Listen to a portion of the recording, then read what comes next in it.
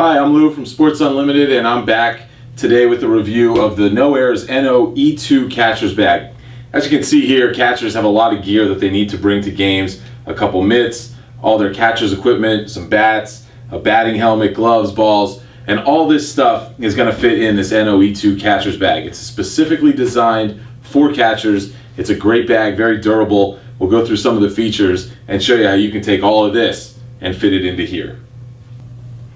Okay, so I want to take you inside the bag here and show you some of the features that really make this bag kind of head and shoulders above the rest of the catcher's bags you're going to get. Like I mentioned, it's specifically designed for catchers, so it's got a lot of room. We'll start on this side.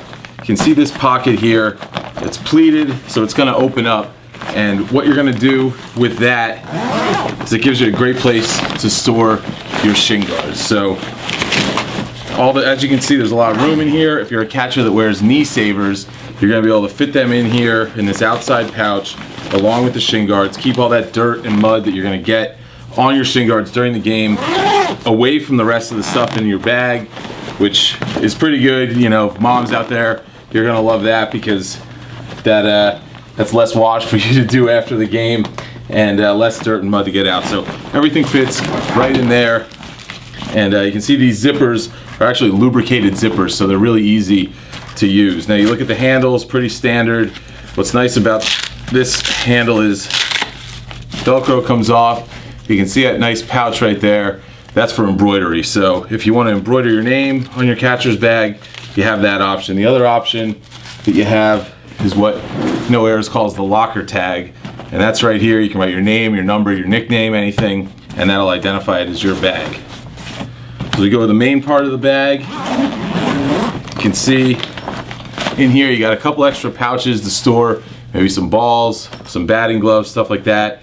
You can fit your hat, your chest protector, and a catcher's mitt right here in the middle. You'll see this thing hanging out. This is a sunglasses pocket, and the way No Airs explains it, a lot of catchers will start games, especially if you're a high school catcher, you're going to start your game maybe around 5 o'clock or so.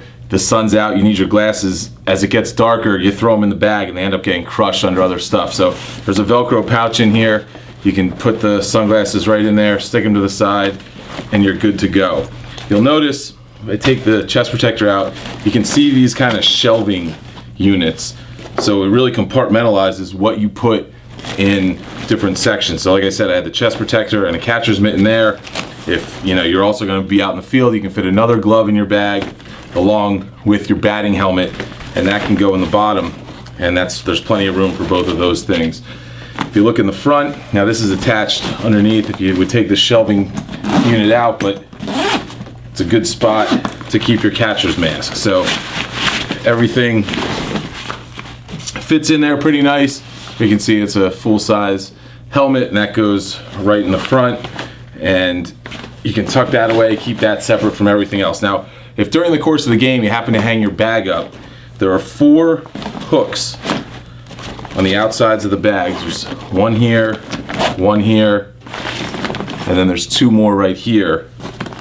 And if you can see the hook, we'll just pull out from the side. So I can grab it here.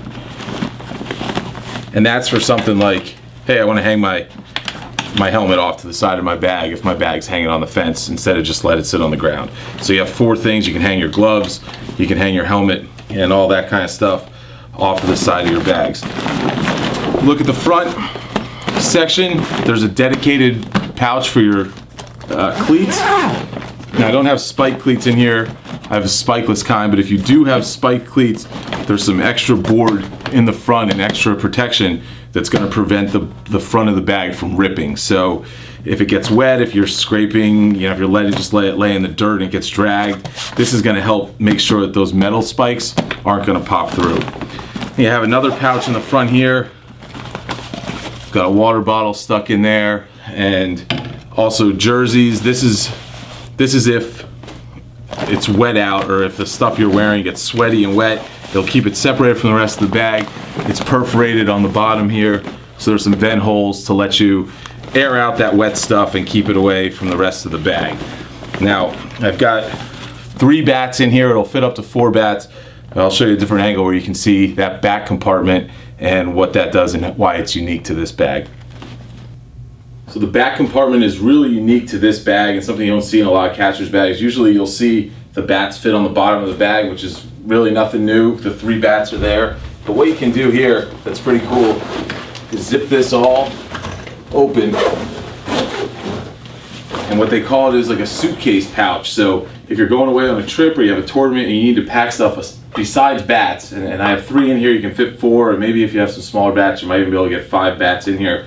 But if you don't need the space for just your bats, you also have some extra room to bring clothes and other stuff that you would need on a trip. Where this bag really stands out is the bottom and how the bottom is constructed. You can see some pretty durable PVC here, but these Fat Boy wheels are really a lot thicker and a lot sturdier than a lot of the wheels you're going to see in other bags from other brands. You notice the thickness, that's not going to dig into the ground. It's not going to drag this bottom of your bag around. So wear and tear on the bottom of the bag is a big concern with catcher's bags. Because of these huge wheels, it really doesn't drag on the ground. They also have these bumpers here, so when you set it down, you're not setting in the dirt, in the dugout. Maybe it's muddy, maybe it's wet. You're not dealing with any of that. It's going to be off the ground a little bit. And these bumpers also double as fence hooks, so you can just hang your bag up and you're good to go from there. So once again, this is the No Errors No E2 catcher's bag. For more information, you can check out the link in the descriptions or visit us online at www.sportsunlimited.com.